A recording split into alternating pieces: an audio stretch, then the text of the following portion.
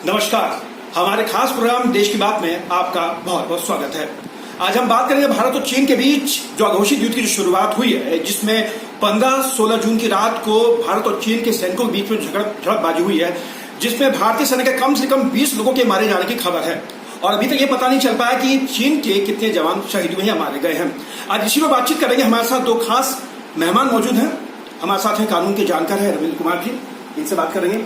और दूसरे हमारे साथ वरिष्ठ पत्रकार हैं आर पांडे, इनसे बातचीत करेंगे और जानने की कोशिश करेंगे आखिर ये शुरुआत हुई कैसे है। पहले शुरुआत करते हैं, कानून के जानकार है रविंद्र कुमार जी, इनसे बातचीत करते हैं। सर, भारत और चीन के बीच जो अघोषित युद्ध कह सकते हैं इसको, जो हुई है सर, इसको आप किस नजरिए से देखते हैं? आखिर इसके पीछे वजह क्या लगती है आपको? देखिए, पिछले 1 महीने से, मई से ये खबरें लगातार आ रही थी कि चीन भारतीय सीमा में घुस गया है और ये नहीं पता चला था कि भारत की सीमा में, लद्दाख में तो 3 किलोमीटर घुसा है, 6 किलोमीटर घुसा है, 60 किलोमीटर घुसा है।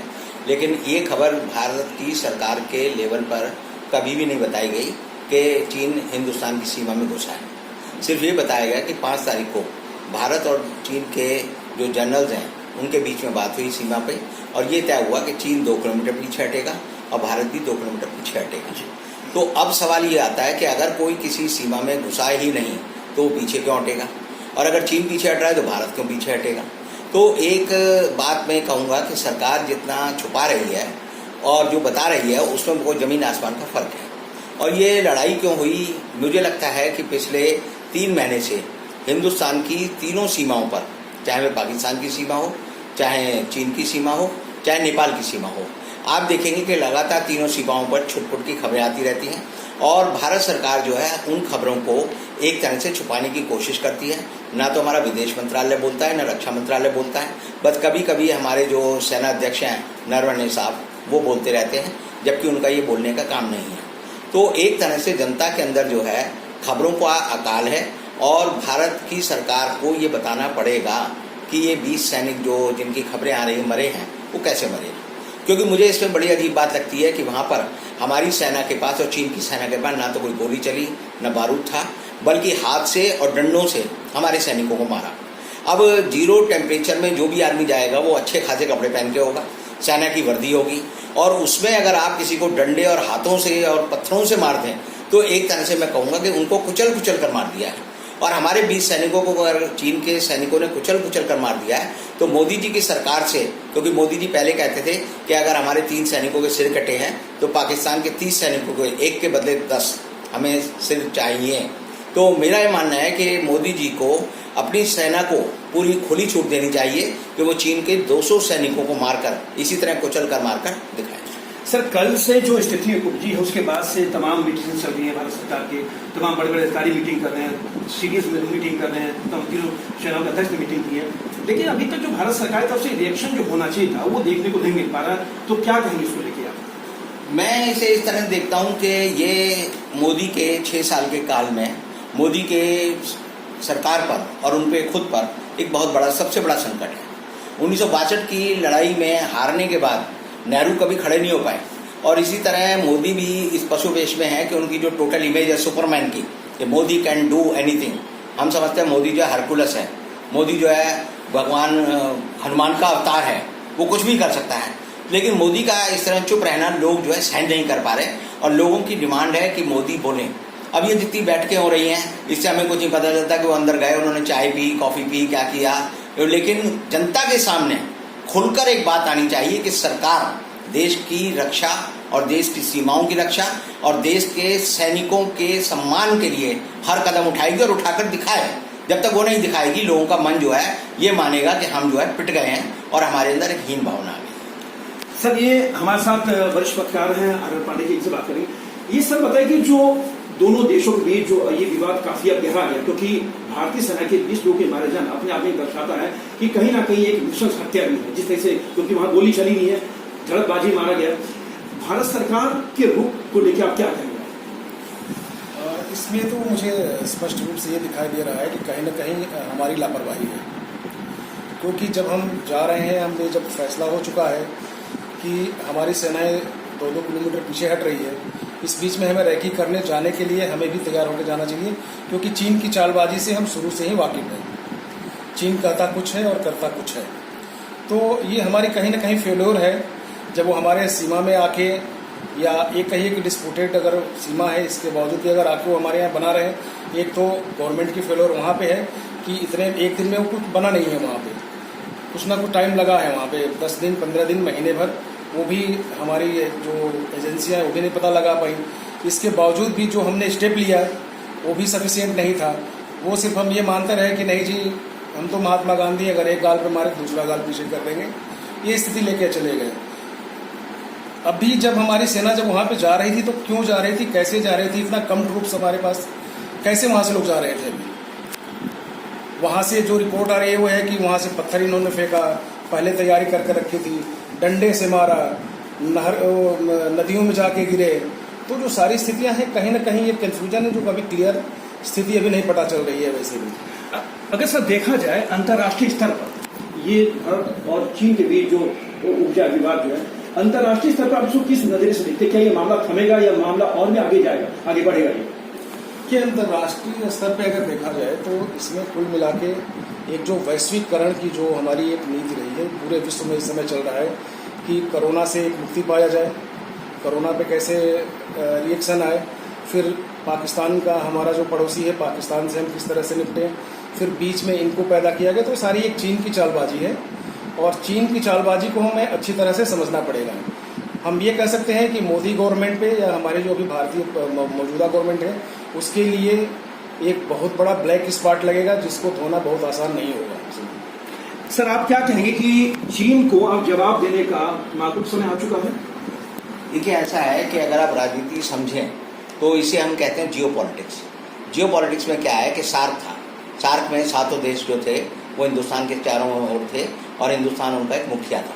मोदी जी ने जब पहली सरकार आई तो उन्होंने सबसे पहला काम किया, सार्क को भंग कर दिया, ये कह करके अब कराची में सार्क के सम्मेलन में शामिल नहीं होंगे। तो सार्क को मोदी ने खत्म कर दिया।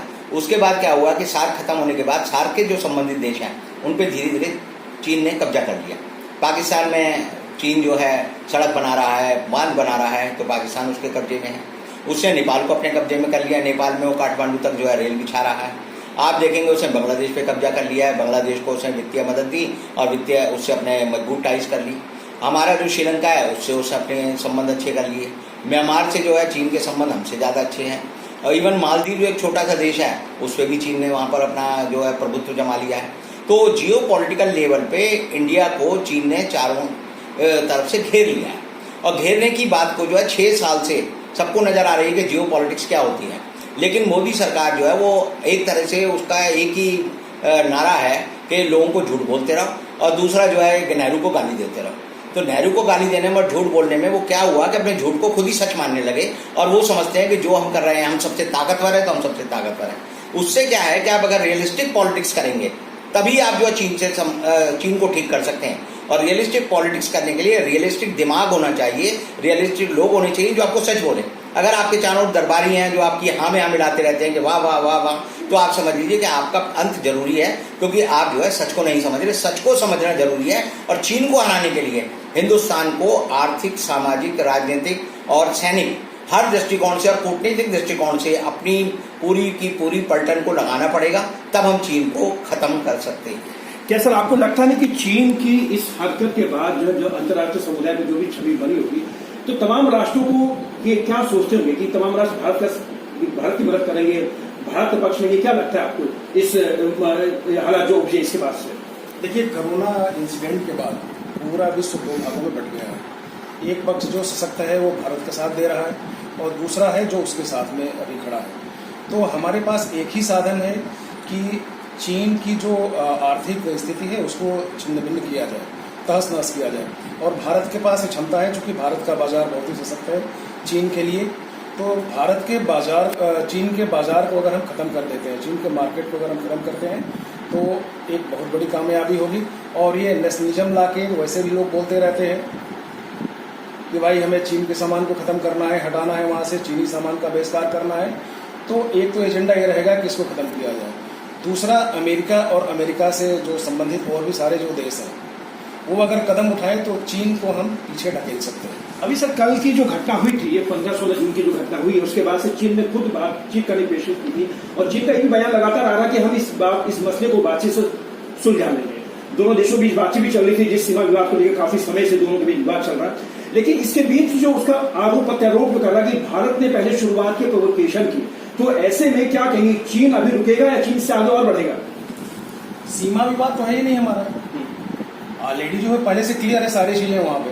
अब ये है कि आप अपने सीमा में कर रहे थे तो हम नहीं बोल रहे थे, अब आप ये चाह रहे हैं कि हम अगर भारत अगर कर रहा है तो इसको आप रोक रहे हैं, इसलिए कि हमारे वहाँ पे डिप्लॉयमेंट कायदे से हो जाए वहाँ पे। तो चीन को इससे थोड़ी सी उनके पेट में दर्द शुरू हो गई है, इन चीज़ों को लेके वो कर रहे हैं। दूसरा जो डाइवर्जन है इनका कि पाकिस्तान को लेके इधर लेके जो इन्होंने अपना एक बखेड़ा खड़ा किया है कि इसको लेके अगर हम कुछ इस तरह से करें ताकि भारत आपस में उलझ जाए और कोरोना की तरफ से इनका ध्यान हट जाए, हमारे जो विश्व में उसकी एक शीशा लेकर हो रही है उससे इनका ध्यान हट जाए। अरे सर, ये भी आरोप लगा कि भारत सरकार बहुत कुछ छिपा रही है इस मामले को लेकर, तमाम विपक्षियों ने आरोप लगाया। तो क्या कहेंगे इसको लेकर? भारत सरकार को अभी तक चीन के बारे में अपनी स्थिति स्पष्ट कर देनी चाहिए। देखिए, मीडिया में जो खबरें आती हैं, चाहे मीडिया में हम जो बात करते हैं वो बिल्कुल अलग बात होती है, जो गवर्नमेंट हमारी फैसला करती है वो इंटायर अलग होती है। CCS की बैठक हो चुकी है, कैबिनेट कमेटी की बैठक हो चुकी है, गृह मंत्री की बैठक हो चुकी है, हमारे और भी जो भी नेता हैं उनकी बैठक हो चुकी है, सेनाओं की कोर कमेटी की बैठक हो चुकी है। तो जो इंटरनल पॉलिटिक्स होती है, जो इंटरनल हमारी जो रणनीति होती है वो मीडिया में नहीं लाई जाती है वैसे भी, और उस पर भारत निश्चित तौर पर बेहतर करेगा, ये ऐसा अनुमान पूरे देश का है। सर, ये बताइए कि अब जो स्थिति उपजी है इसके बाद क्या कहेंगे कि मामला और भी तूल पकड़ेगा, ये मामला शांत नजर होता दिख रहा आपको? देखिए, अगर मामला शांत हो जाता है तो इसका मतलब हम ये मान लेंगे कि हमारे जो 20 सैनिक मरे हैं हमने उस बात को भुला दिया है, और सैनिकों के खून को भूलना हिंदुस्तान की जनता जो है सहन नहीं करेगी। और जहाँ तक अगर हम बात करें तो हमारा 38,000 किलोमीटर एरिया जो है चीन ने कब्जा कर रखा है। अक्साई चीन जो है पूरा हमारा कब्जे में है। हमारे और क्षेत्र को जो है जम्मू कश्मीर का जो लद्दाख का एक हिस्सा है वो कब्जे में है चीन के। चीन ने हमारे 20 सैनिकों को मारा है। चीन जो है हमारे ऊपर लगातार उकसावे वाली कार्रवाई करता है। तो अगर चीन ये कहे कि हाँ जी हम इसे बातचीत में सुलझा लेंगे, तो ये तो है मैं आपको पीट दूँ, उसके बाद कहूँ चलो जी बातचीत कर लेते हैं, क्योंकि बातचीत करने से तो पहले ही बातचीत कर लेते हैं। तो 20 सैनिकों का जान जो है आपने क्यों ली, ये एक बड़ा सवाल है, और एक प्रश्न चिन्ह जो है हिंदुस्तान के हर आदमी के माथे पर टंगा रहेगा कि हमारे 20 सैनिक मर गए और हम कुछ नहीं कर पाए। तो ऐसी हालत में भारत को चाहे सिंबॉलिक हो या किसी तरह हो, देश की जनता को ये बताना पड़ेगा कि हमने चीन से बदला लिया है, पूरी ताकत से लिया है और भरपूर बदला लिया। चलिए सर, आप लोगों का बहुत बहुत धन्यवाद। आपको याद होगा कि जब पुलवामा जो अटैक हुआ था उसके बाद जो है मोदी सरकार ने खासकर पाकिस्तान के अंदर घुस का अटैक किया था, उसको भुनाया भी गया था। लेकिन जिस तरीके से आज पाकिस्तान को तो हमने जवाब दे दिया, लेकिन जो चीन की जो हरकत है, चीन ने जो हमारे 20 सैनिकों को जो मारा है, उससे सोशल मीडिया पे एक आग से लग चुकी है। हर आदमी, हमारे देश का हर अवाम यही कह रहा है कि मोदी सरकार को अब चुप नहीं बैठना चाहिए, मोदी सरकार को अब इसका बदला लेना चाहिए। लेकिन आप देखा कि मोदी सरकार अपने 20 जवानों की मौत का बदला कैसे और किस तरीके से लेती है। कैमरा पर्सन के साथ सुरेश झा, न्यूज़ नेट, दिल्ली।